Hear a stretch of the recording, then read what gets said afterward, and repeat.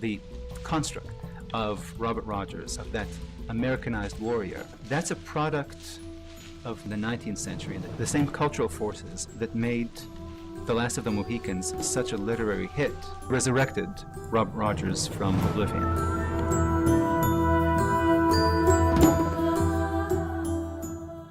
Rogers has garnered a lot of interest because he was an expert partisan warfare, the la petite guerre, the woodland fighter.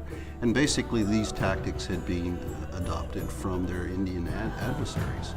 Rogers first came to prominence as a ranger himself for the simple reason that the British were very, very short on Indian allies of their own. Unlike the French, the British, particularly because they suffered defeats early in the war, lost a lot of prestige, and nothing was more important to the Indians than prestige. So if you haven't got Indians doing your scouting, you need to find someone else to do it for you. And there weren't too many volunteers in 1755 because it was a very, very dangerous business. Rogers was all a part of this world of survival, of ingenuity. And so what Rogers learned to do, he learned that one of the greatest things of courage about the Eastern Woodland Indians was their ability to endure.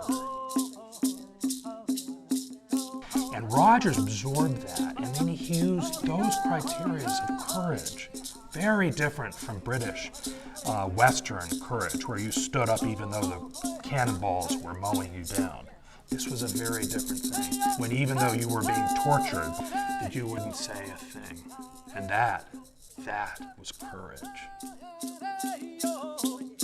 When the word went out for men to join up and to go off and fight the French and Indians, Rogers was one of the first to sign up. And because he was a charismatic young leader, he was able to recruit quite a lot of his neighbors and was given the rank of captain.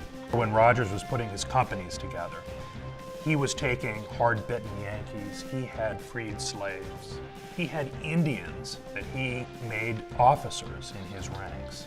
And what became very clear immediately with the British soldiers that were there was how different Rogers' Rangers were from them, and there were a great deal of friction as a result of that.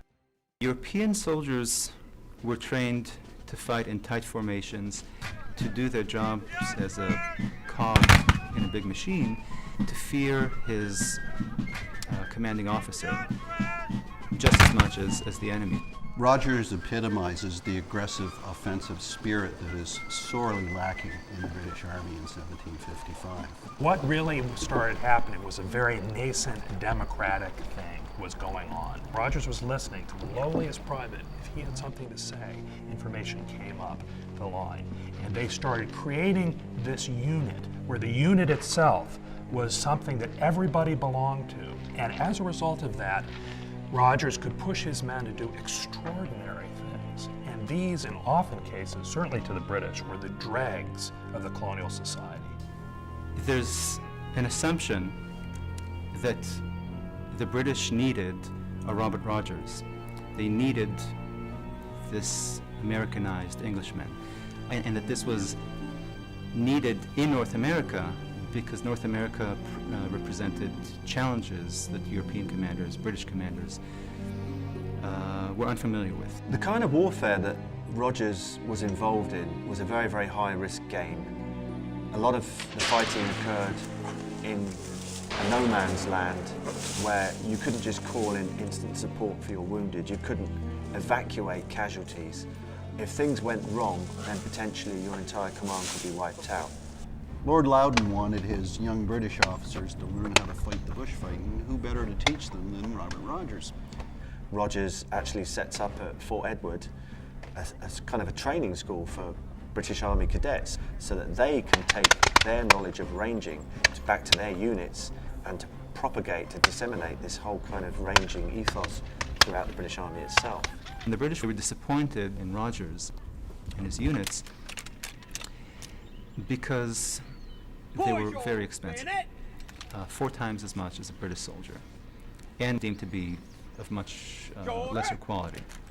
At the period in which Rogers starts to achieve fame, 1755 onwards, the press in America was undergoing a spurt of growth, and that growth was itself fueled by the war. Rogers arrives on the scene at the moment where you have this kind of explosion of media interest in a way, and there's also a desperate need for good news. There's a desperate need for British American heroes. Initially you read descriptions of scouts when no one is mentioned, then you hear Captain Rogers, then it is the brave Captain Rogers, then we have the brave Major Rogers, and then we have brave Major Rogers in bold type, and his name literally gets bigger and bigger and bigger.